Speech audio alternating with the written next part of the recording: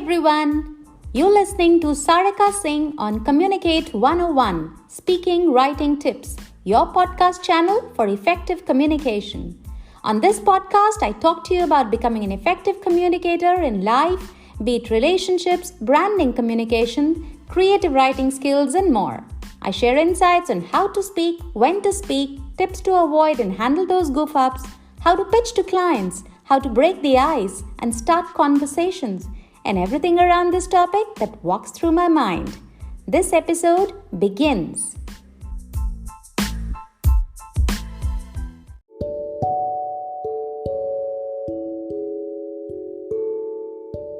So one day, I went to the post office with my dad. There were long queues and I was dreading it. It was so hot. But I spotted a queue with a signpost saying, Senior Citizens Only.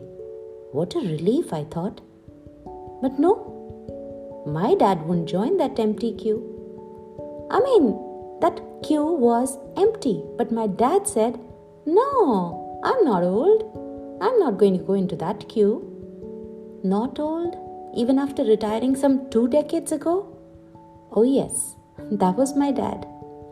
Imagine someone in his mid-80s with the enthusiasm of a schoolboy. Someone so disciplined and routine that you could mistake him for a military man. A teacher who would try to motivate everyone he met to do a PhD. Yes, that's my dad. A renowned scientist, humble like a sadhu. A real sadhu. He knew nothing about the world.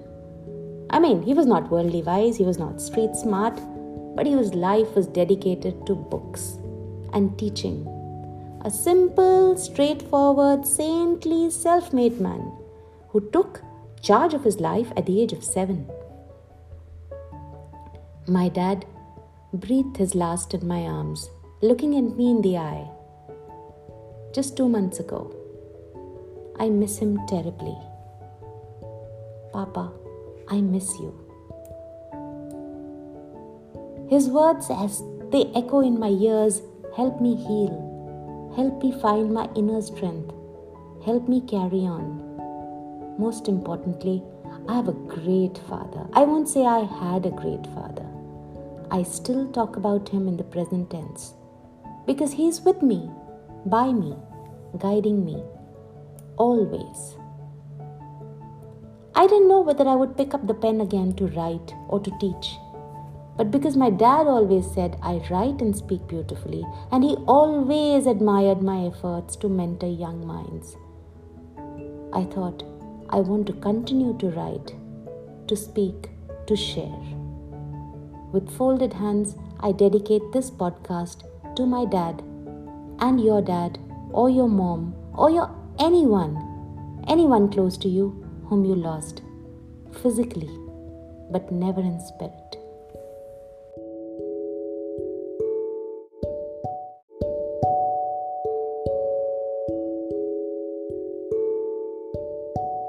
Let me tell you about Sunaina. Sunaina is a parent of one of my students. Now Sunaina is a friend. She lost her mother to ovarian cancer last summer. Sunaina had always lived with her mother. When she lost her mother, she would cry and howl, and she was really going through a bad patch. Eventually, she had to see a counselor. A huge vacuum had filled her life, and she didn't know how to move on. While she was in and out of hospital with her mom, Sunaina experienced a mass exodus of relationships. Her friends, her so-called friends, started fading away from her life. Already she was experiencing a major roller coaster of emotions. Now people, all her so-called friends, found her unavailable, antisocial, not there. Her usual friends disappeared because she was not joining them for lunches and evenings out and catching up. You know how it is. Her office also suffered. Workplace thought she was casual about work. She always has her own personal things, She's always at the hospital. She doesn't have time for work. Basically, Sunaina was all alone. Now she also has a teenage son, my student. She could barely take time out for her teenage son. Her husband left her just when she needed him most. Obviously, she would need to go to a counselor. She had bouts of helplessness and anger and frustration and loneliness and gloom. And despite all this, she was focused only on one thing: her mom's best treatment, best doctors, best hospitalization. Despite all her efforts, Sunaina's mom did not make it. That devastated her. She was lost, lonely. She used to cry, saying she should have taken her mom to Mumbai. There were better doctors there. That she should have said, "I love you" to her mom more than she did. That she should have made the bed tea for her mom instead of her mom making it for her. That she should have gotten her knee surgery done when there was still time. She used to regret so many things she wanted to say to her mom, which she did not say. We all have things we wish we'd done differently, things we wish we said or didn't say, things we feel terrible about. We all have things we wish we had spoken or communicated while we still had time. Even if it's a breakup in a normal girl-boy relationship, forget about loved one's loss. Don't we sometimes wish, "I wish I said this. I wish I could tell him this"? Think about it. Speak, communicate while there is still time. Speak up your love. Speak up your wishes, your thoughts. You may just regret not speaking it. Don't regret. Speak up.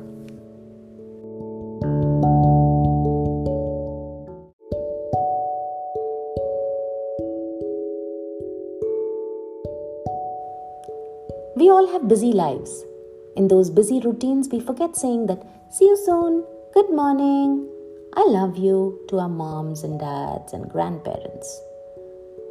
We do say these things to our children or maybe our partners, but those moms and dads and grandparents whom we used to say all these things to, we forget about them. Mostly forget about them. Today, I wish I told my dad how much I respected him, how much I was proud of him. I wish I'd taken out more time to chat with him. There's so many things I wish I would have told him before he left. Actions, reactions, conversations, observations, emotions that I hadn't missed speaking. All of them cross my mind too often. The last few months, I was mostly with my dad. And now when I look back, I feel fortunate to have spent that time with him, to have talked about weather and politics and my worries and my frustrations when I slept on the couch next to him in the hospital bed. At that time, he told me so many things. He shared so many life's experiences, things we would not have had time to talk about in the busy routines in a big city. To tell you, my dad had no health issue. He had only stopped eating and he barely spoke, mainly because he had no energy. There were moments we used to talk about topics that only he was interested in, such as politics and Modi ji, just to make him respond. He was an ardent Modi ji's fan and I teased him enough for that. Whenever I would talk about Modi ji, there was a smile on his face. I'm not trying to promote Modi ji here, but yes, he was my dad's favorite. Today, I cherish the memory of the smile which the word Modi ji brought to his face. Today, I'm glad I talked about all those topics he wanted to speak about. I'm glad my communication made him smile. I'm glad I took the time out with him. I'm glad we shared. I'm glad we communicated. Look around you. Are you giving enough time to your loved ones? Have you told them how special they are? Have you worded those thoughts? Not just thinking about them, have you put them into words? Did you say that, "I love you, Mom"? "How you doing, Dad"? "Grandpa, is your knee all right?" Go ahead. Do it right away.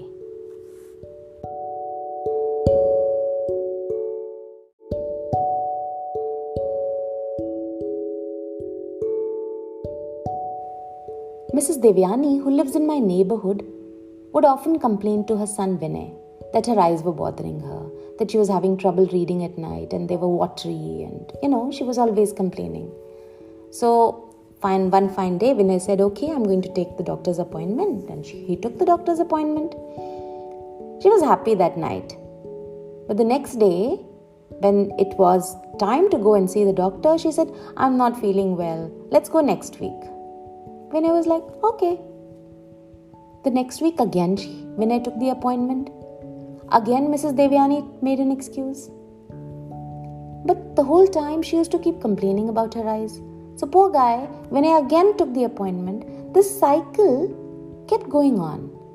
It was a very strange behavior. Strange, but Vinay didn't push her. He didn't try to find out what was wrong. He didn't try to find out why his mom was behaving this way. So he just let it be. One day, Tarini, Mrs. Devyani's 8-year-old granddaughter, asked her, Dadi, why don't you go to the doctor?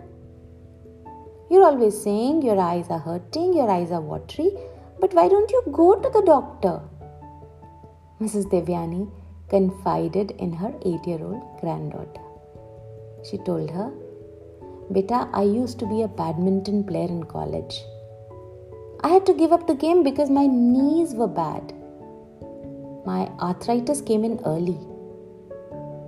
And Mrs. Sama and Mrs. Deepa, two of my oldest friends who used to go to the temple with me, they were no more. My hearing is only 30% left. Your dadu is also on the bed. So I am with your dadu all the time. Now if I go to see the eye doctor and the doctor said that even my eyes are going bad, your papa is going to say, Mom, you can't do this, you can't go here, no TV, etc., etc. So I don't want to go and see a doctor. Tarini smiled. Now in this whole discussion, the main point is, why could Mrs. Devyani not tell her own son Vinay? Why could she communicate this to an 8-year-old granddaughter? Why not her son? Think about it. Every time we visit our parents, all they seem to talk about is health problems. Not even their health problems, but of their friends, of their neighbors, of their cousins, even perfect strangers, or somebody they saw on the TV. And we adults, we begin to think, don't they have something better to talk about? So much so that we keep snapping at them. We're like, don't do this, Mom. You're always complaining. We just turned deaf so many times. That's what happened to Mrs. Devyani. Because most of us adults love to drive the conversation, obviously in the direction we want to. We don't let our parents guide the conversation. We don't listen to them. We don't have time to pay attention to the story behind their story. We may speak, but we don't have time to communicate. Then, when they're gone, we live with regrets. Regrets of not communicating with them. Regrets of not being there to listen to them, to care for them, to tell them how much we love them, and to tell them that we know they love us too. Think about it. Have you done something like this? My own mother has hearing issues. So she can't hear TV or engage herself with music. She watches TV after pressing the mute button. Now she's found a new toy, WhatsApp, on her mobile, which her granddaughter, my daughter, has taught her. So whenever I send her an I love you GIF on her phone, I know I've made her day. She immediately sends me a GIF. And the GIF to and fro continues for quite some time. What's needed is a communication as small as that, a gesture as tiny as that. Send one to your parents, your grandparents, your mom, your dad, your uncle, your aunt today. I bet it will make them smile. Which unexpressed feeling is lying unsaid, unspoken, uncommunicated? Communicate it now, in words and in spirit. Don't miss this chance. Having said that, I miss my dad. So Dad, this podcast is dedicated to you. I love you, Papa.